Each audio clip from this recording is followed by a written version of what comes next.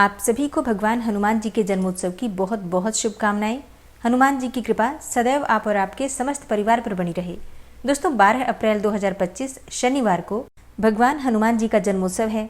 ऐसा कहा जाता है कि चैत्र मास की पूर्णिमा तिथि पर भगवान हनुमान जी ने अवतार लिया था।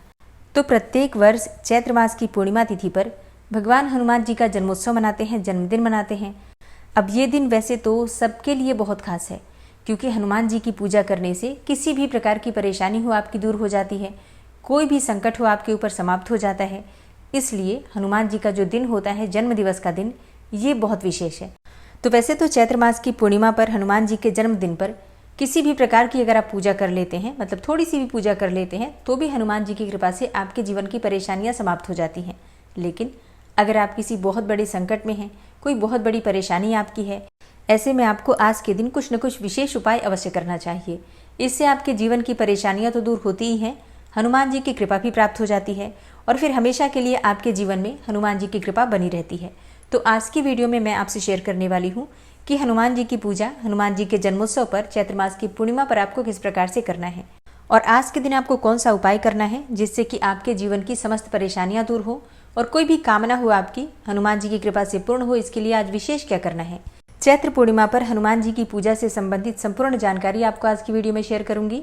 तो वीडियो को पूरा जरूर देखिए और अगर वीडियो अच्छी लगे तो इसे लाइक भी जरूर कीजिए, क्योंकि आपके लाइक्स, आपके कमेंट्स मेरे लिए बहुत महत्वपूर्ण होते हैं। यही एकमात्र जरिया है जिनसे मुझे पता चलता है कि आपको ये वीडियो अच्छी लगती है और आपके लिए ये वीडियो उपयोगी है। तो अगर वीडियो अच्छी लगे तो लाइक तो जरूर ही किया कीजिए। तो सबसे पहले जानते हैं कि पूर्णिमा तिथि कब प्रारंभ हो रही है, कब समाप्त हो रही है और हनुमान जी की पूजा करने का शुभ मुहूर्त क्या है। तो देखिए, पंचांग के अनुसार चैत्र मास की पूर्णिमा तिथि प्रारंभ हो रही है 12 अप्रैल को सुबह 3:21 पर और समाप्त हो रही है 13 अप्रैल को सुबह 5:51 पर। तो सूर्योदय कालीन तिथि के अनुसार 12 अप्रैल को यानी कि शनिवार के दिन हनुमान जी का जन्मोत्सव मनाएंगे। चैत्र मास की पूर्णिमा है। जो भक्त पूर्णिमा का व्रत करते हैं 12 अप्रैल को पूर्णिमा तिथि का व्रत धारण करेंगे। स्नान दान की पूर्णिमा इसी दिन है और कई भक्त हैं जो कि वैशाख मास का स्नान करते हैं। तो वैशाख स्नान प्रारंभ हो जाएगा 12 अप्रैल 2025 से शनिवार से। चैत्र मास की पूर्णिमा से वैशाख मास की पूर्णिमा तक वैशाख मास का स्नान होता है। तो अगर आप स्नान करना चाहते हैं तो इसी पूर्णिमा से आपके स्नान का प्रारंभ होगा।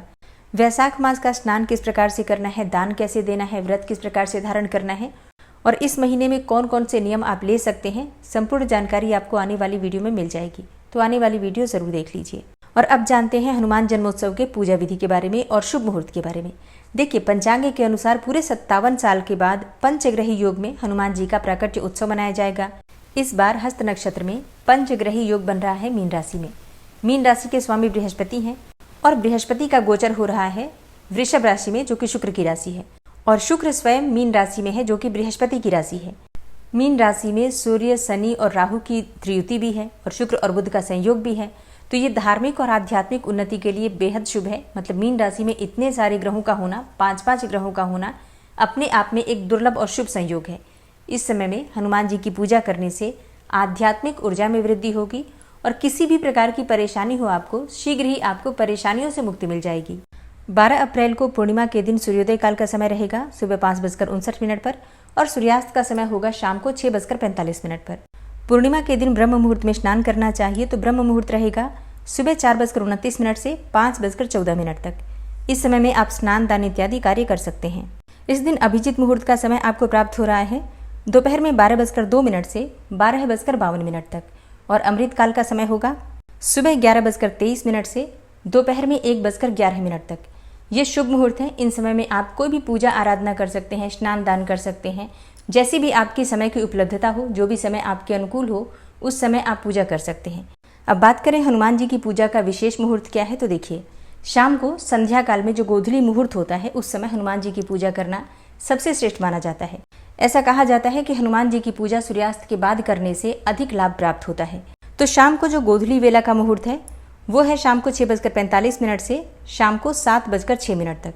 ये विशेष मुहूर्त है। इसके अलावा भी आप देर रात्रि तक हनुमान जी की पूजा कर सकते हैं और दिन में भी जो मैंने मुहूर्त आपको बताए, ब्रह्म मुहूर्त हो या फिर अमृत काल हो या फिर सुबह सूर्योदय के बाद आप हनुमान जी की पूजा कर सकते हैं।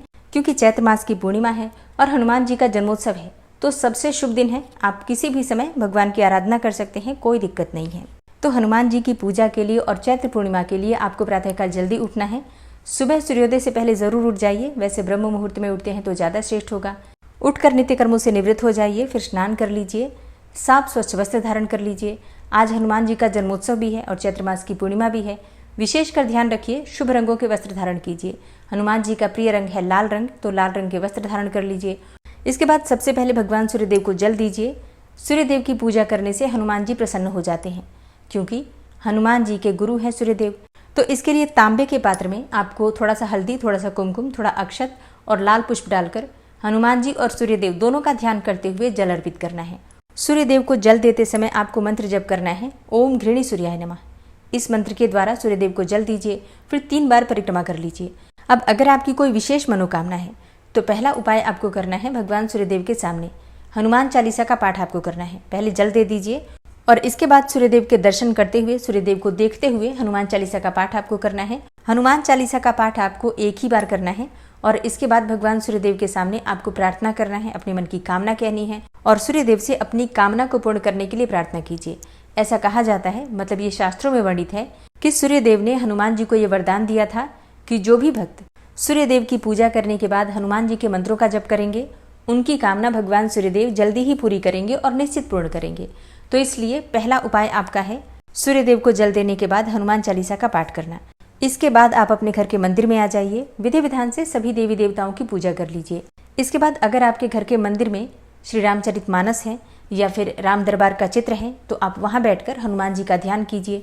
इससे पहले भगवान श्री राम और सीता जी का ध्यान कर लीजिए, उनकी पूजा कर लीजिए और फिर श्री राम जी का ध्यान करने के बाद हनुमान जी के मंत्रों का जप कीजिए। मंत्र है ओम हन हनुमते नमः, ओम हन हनुमते नमः। इस मंत्र का यथासंभव आप चाहें तो 11 बार, 21 बार, 108 बार अपने समय के अनुसार जप सकते हैं मंत्र। और घर के मंदिर में आपको गुड़ का भोग जरूर लगाना है, ठीक है। और जो भोग आप लगाएंगे इसमें आपको तुलसी का पत्ता जरूर डालना है। भगवान श्री राम जी का ध्यान करके, हनुमान जी का ध्यान करके, मतलब दोनों का ध्यान करके आपको भोग लगाना है और फिर आपको प्रार्थना करना है। भगवान श्री राम के मंत्रों का भी जप करना है और हनुमान जी के मंत्रों का भी जप करना है। और पूजा पूर्ण करने के बाद भगवान श्री राम और हनुमान जी की आरती कर लीजिए। अब आपकी सुबह की पूजा पूर्ण हो गई। आप चाहें तो इसी समय घर के आसपास कोई मंदिर है तो वहां जा सकते हैं। अच्छा, मंदिर नहीं जा सकते हैं तो घर में भी आप चाहें तो घर के मंदिर में बैठकर सुबह या फिर शाम किसी भी समय 11 बार हनुमान चालीसा का पाठ अवश्य कीजिए। कम से कम आज आपको एक बार सुंदरकांड का पाठ घर में जरूर करना चाहिए। स्वयं से कर सकते हैं या फिर चाहे तो मोबाइल पर भी चला सकते हैं। वैसे स्वयं पाठ करना ज़्यादा श्रेष्ठ होगा। अब बात करते हैं अगले उपाय के बारे में। तो देखिए, आज हनुमान जी का जन्मोत्सव है। ऐसे में आज आपको हनुमान जी के मंदिर अवश्य जाना चाहिए। अगर आप शाम को जाते हैं अत्यंत ही श्रेष्ठ होगा। आपको लेना है एक दीपक। दीपक में आपको कलावे की बाती डालनी है। जो कलावा हाथ में बांधने वाला होता है धागा, उसी धागे की बाती आपको प्रयोग करनी है। तो मिट्टी के दीपक में आपको कलावे की बाती डालनी है और दीपक में आपको तिल तेल का प्रयोग करना है या फिर शुद्ध घी का प्रयोग करना है। और हनुमान जी के मंदिर में जाकर आपको ये दीप प्रज्वलित करना है। अपने मन की कामना करते हुए ही आपको घर से निकलना है। रास्ते में भी आपको हनुमान जी के मंत्रों का जप करते हुए ही जाना है और हनुमान जी के मंदिर में जाकर उन्हें प्रणाम करके अपने मन की कामना करते हुए आपको ये दीप प्रज्वलित करना है। इसके बाद 2 लौंग आपको लेनी है, फूल वाली लौंग, और जो आपकी मनोकामना हो उस मनोकामना का ध्यान करके लौंग को आप दीपक में डाल दीजिए और फिर वहीं बैठकर आपको हनुमान चालीसा का पाठ करना है कम से कम 3 बार, और इससे अधिक आप चाहें तो 11 बार, 21 बार, जैसी भी आपकी श्रद्धा हो। जितना अधिक चाहें आप पाठ कर सकते हैं, लेकिन कम से कम 3 बार आपको पाठ जरूर करना है। हनुमान मंदिर में आपको चाहे गुड़ का या फिर मोतीचूर के लड्डू का या फिर बूंदी का, जो भी आपके पास उपलब्ध हो, भोग जरूर लगाना है। और इसके बाद भगवान से प्रार्थना कीजिए। जब आपका पाठ पूरा हो जाता है तो थोड़ा सा कपूर जलाकर हनुमान जी की आरती कर लीजिए। आप चाहें तो कपूर में भी लौंग डालकर और लौंग कपूर की आरती हनुमान जी की कर सकते हैं। अब बात करें अगले उपाय के बारे में। देखिए, अगर आप हमेशा डरे हुए रहते हैं, मन में भय हमेशा रहता है, दुर्घटना के शिकार हो जाते हैं, नजर लग जाती है बार बार, या फिर शनि राहु केतु की दशा अंतरदशा या फिर 7.5 से परेशान हो आप, तो ऐसी अवस्था में ये उपाय आपको जरूर करना है। वैसे सभी कर सकते हैं इस उपाय को, सबको करना चाहिए। आपको क्या करना है, आपको धागा लेना है, कलावा, लाल धागा। आप चाहे तो रेशम का धागा भी ले सकते हैं या फिर सूती कलावा ले सकते हैं। और हनुमान जी के मंदिर में जब आप जा रहे हैं, पूजा कर रहे हैं, तो उसके बाद उस धागे को पुजारी जी से कहकर हनुमान जी के चरणों से स्पर्श करवा लीजिए और फिर उसे अपने हाथ में पुजारी जी से ही बंधवा लीजिए। जो भी वहाँ पंडित जी हैं उनसे बंधवा लीजिए। और हाँ, खाली हाथ कभी भी कलावा नहीं बंधवाना चाहिए। तो अपनी इच्छा के अनुसार, अपनी सामर्थ्य के अनुसार पुजारी जी को दक्षिणा स्वरूप में कुछ पैसे दे दीजिए और उनका आशीर्वाद ले लीजिए चरण स्पर्श करके। बस इतना कर लीजिए, निश्चित ही किसी भी प्रकार का डर भय आपके आसपास नहीं रहेगा। कोई भी तंत्र बाधा आप पर प्रभाव नहीं करेगी। ये धागा आपको बांध कर रखना है और जब भी ये धागा पुराना हो जाता है फिर से हनुमान मंदिर में जाकर इसी प्रकार से पूजा आराधना करके और हनुमान जी से स्पर्श करवाकर फिर से पुजारी जी से धागा बंधवा लीजिए। ऐसा नियमित तौर पर अगर आप करते हैं तो आपके जीवन में किसी भी प्रकार की परेशानी हो उससे आपको मुक्ति निश्चित ही मिल जाती है।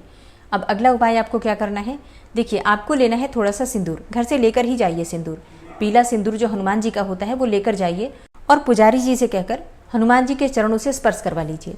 और उसके बाद वो सिंदूर आप घर लेकर आइए। घर के प्रत्येक सदस्य को उससे आप तिलक कर सकते हैं और इसके अलावा घर के मुख्य द्वार पर दोनों तरफ आपको इससे स्वास्तिक बना देना है। इससे घर में किसी भी प्रकार की नजर बाधा, तंत्र दोष या फिर वास्तु दोष, ग्रह दोष, किसी भी प्रकार का दोष आपके घर में हो समाप्त हो जाता है और नकारात्मक ऊर्जा हो तो उससे मुक्ति मिल जाती है। घर में सकारात्मक ऊर्जा का प्रभाव हो जाता है। हनुमान जी की साक्षात कृपा आपको प्राप्त हो जाती है इस प्रयोग से। तो ये आपको कल जरूर करना है। इतना शुभ दिन है। सिंदूर घर से लेकर जाइए थोड़ी ज्यादा मात्रा में और ये कार्य आप जरूर कर लीजिए। वर्ष पर्यंत आप चाहें तो इसे तिलक कर सकते हैं, स्वयं भी, घर में परिवार में और सदस्य हैं सबको कर सकते हैं और चाहे तो किसी को दे भी सकते हैं, जैसे कि कोई आपका प्रिय हो, आप चाहते हैं उसके लिए ये उपाय करना तो कर सकते हैं, कोई दिक्कत नहीं है। तो दोस्तों ये सभी उपाय बहुत ही अचूक हैं, आजमाए हुए उपाय हैं और हनुमान जी साक्षात ही इस धराधाम पर विराजमान हैं। तो जब हम उनकी पूजा आराधना करते हैं, उनके मंत्रों का जप करते हैं, उनको प्रसन्न करने का एक छोटा सा भी उपाय करते हैं तो निश्चित ही हनुमान जी हमारी बात सुनते हैं और अगर हम श्रद्धा भाव से, समर्पित भाव से उनकी आराधना करते हैं तो हमारी कामना भी पूर्ण होती है, हमारी परेशानियों से भी हमें मुक्ति मिलती है।